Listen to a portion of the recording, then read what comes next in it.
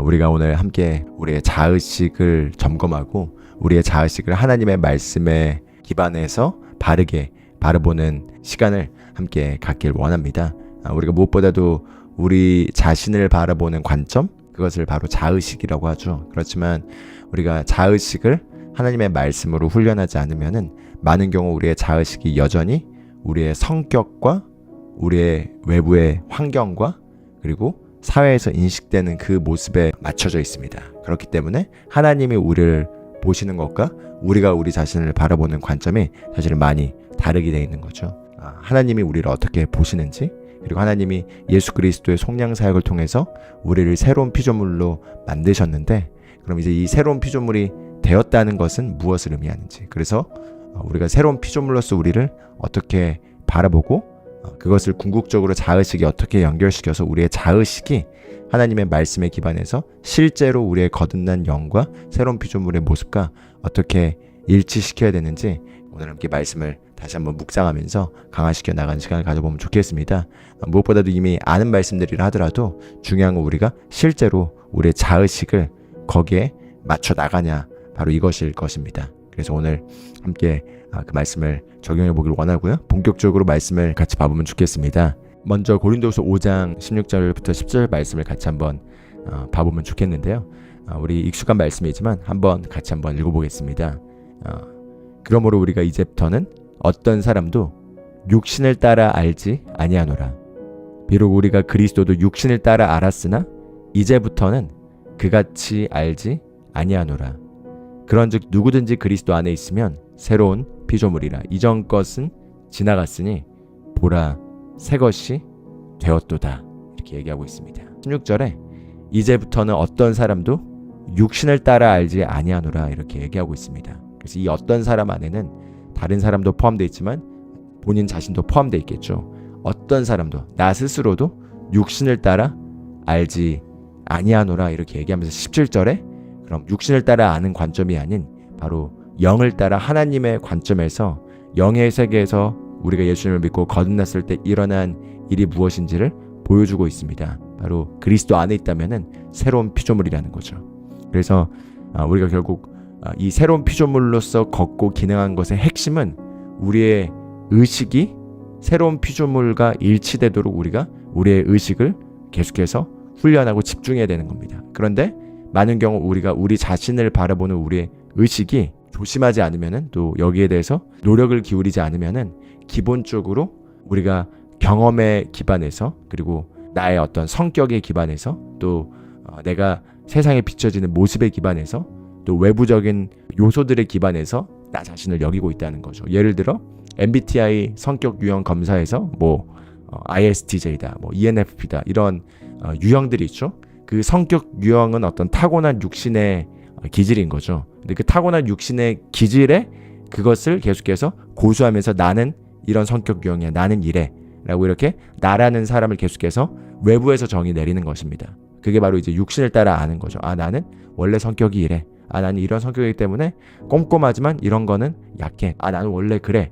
그래서 성격 유형 검사가 사실은 성경 말씀보다 훨씬 더 강력한 위치에서 우리 자신을 정의 내리고 있고, 그리고 우리의 경험이 성격 유형 검사에서 나타난 것과 일치하기 때문에 그걸 더 붙잡아서 나의 자의식을 계속 거기와 일치시켜서 강화시키게 되는 거라고 할 수가 있겠죠. 그래서 성격 유형 검사가 나쁜 것은 아니고 그렇게 하는 것이 잘못된 건 아니지만, 진짜 우리 안에 있는 이 새로운 피조물의 본성이 활성화돼서 우리가 예수님처럼 기능하게 되면은 성격 유형 검사에 제한받지 않고 우리가 어느 위치에서 어떤 유형에서든지 우리가 그걸 초월하는 삶을 살 수 있는데, 내가 그렇게 계속해서 제한하고 거기에 나의 의식을 맞춤으로써 내가 계속해서 그 수준에서 제한받게 되는 한계를 정하게 되는 거죠.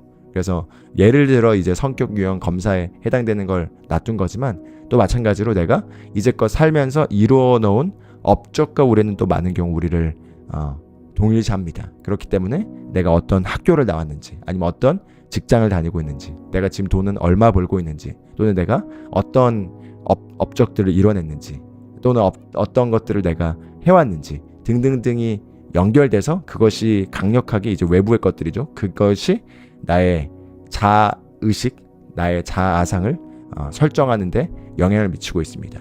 그러다 보니까 결국 내가 지금 나를 바라보는 관점은 많은 경우 타고난 성격의 유형과 그리고 살아오면서 경험했던 그 경험에서 내가 어떻게 무언가를 했고 어떻게 내가 성공했고 어떻게 실패했고 하는 것들이 다 집약돼서 그게 나를 이루고 있다는 거죠. 그게 다 그런데 육신을 따라 알고 있는 모습이라는 겁니다.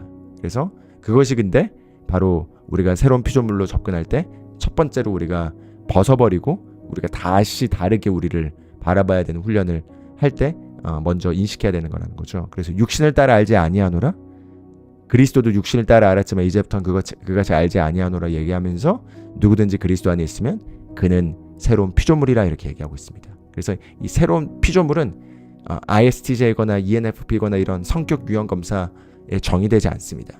새로운 피조물은 하나님의 본성을 따라 하나님으로부터 다시 태어난 자이며 세상을 이긴 승리자이며 아가페 사랑 가운데 기능하는 자이며 이 새로운 피조물은 두려움에 지배받지 않고 항상 능력과 사랑과 건전한 생각의 영에 지배를 받으며 하나님의 지혜를 가지고 있으며 그 지혜 가운데서 모든 것을 할 수 있고 믿음으로 살아가면서 환경과 상황을 통치하고 바꾸고 승리하는 자가 바로 이 새로운 피조물의 DNA이자 새로운 피조물의 성격 유형입니다. 우리가 이 새로운 피조물의 성격 유형을 계속해서 알려고 하기보다는 자꾸 이제 육신의 관점에서의 성격 유형과 우리를 계속해서 어태치시켜서 거기에서 자꾸 우리를 바라보게 된 유혹에 빠지기 쉽다는 거죠. 그래서 이전 것은 지나갔으니 보라 새 것이 되었도다 이렇게 얘기하고 있습니다. 그래서 에베소서 4장 24절에서도 옛사람의 옷을 벗어버리고 생각의 영에서 새롭게 함을 받아서 하나님을 따라 의와 진리의 거룩함으로 지으심을 받은 새 사람을 입으라 이렇게 얘기하고 있습니다. 그래서 옛사람의 옷을 벗어버리고, 근데 이 옛사람이라는 게 결국 육신을 따라 알아왔던 육신의 관점에서 한계에 지배받고 있는 바로 그 옛사람이라는 거죠. 그 옛사람 안에는 외부에서 내가 경험했던 그 모든 업적들, 그 옛것을 벗어버리고 옛사람을 벗어버리고 그리고 새 사람을 입으라는 거죠. 근데 이 새 사람이 새로운 피조물인데 바로 하나님을 따라 지음받았고 그리고 의와 진리의 거룩함으로 지음을 받았다고 얘기를 하고 있습니다. 그러면은 어떻게 이 자아식을 훈련할 것인가? 바로 하나님의 말씀에서 특히 새로운 피조물로서 얘기하고 있는 이것에 우리에게 계속 초점을 맞추면서 먼저 거기에 충분히 우리가 묵상을 하고 그리고 실제 삶에서 이제 내가 하고 있는 일들이나 하고 있는 상황에서 그러한 자로서 내가 계속해서 기능하는 것을 또 묵상하는 시간에 봐야 될 것입니다. 그래서 고린도후서 5장 17절에 보라 새 것이 되었도다 이렇게 얘기하고 있습니다. 보라 새 것이 되었도다. 그래서 새롭게 된 바로 우리의 모습을 우리가 바라봐야 한다는 거죠. 사사기 6장 12절에 기드온 같은 경우도 비슷한 얘기가 나오죠. 하나님께서 기드온에게 나타나셔서 너 강한 용사여 이렇게 얘기를 하는데 기드온은 그 당시 전쟁에 어떠한 승리나 업적이 없는 그냥 스스로를 바라봤을 때 미천하고 작은 자로 여기고 있었습니다. 그게 기드온의 육신의 관점에서 바라봤던 자신의 모습과 상황이었죠. 그런데 하나님은 기드온을 과거와 현재 육신의 상태에 있는 기드온을 보는 것이 아니라 하나님의 계획 가운데 기드온이 쓰임받아서 어떻게 기능할지를 알고 있는 미래를 하나님이 보시고 그 가운데서 기드온을 불러냈죠. 너 강한 용사여 주께서 너와 함께 계신도다. 그래서 우리 스스로도 우리 자신을 바라볼 때 하나님이 우리에게 주신 비전과 하나님이 우리 안에 주신 그 부르심을 성취하는 모습과 연결시켜서 우리가 새로운 피조물로서 우리 자신을 인식해야겠습니다. 그래서 이사야 46장 10절도 같이 한번 읽어보겠습니다. 내가 처음부터 결말을 밝히 알리며 아직 이루지 아니한 일들을 옛적부터 밝히 알리고 이르기를 나의 계획이 설터이니 내가 나의 기뻐하는 일을 모두 이루리라 하였노라 이렇게 얘기하고 있습니다.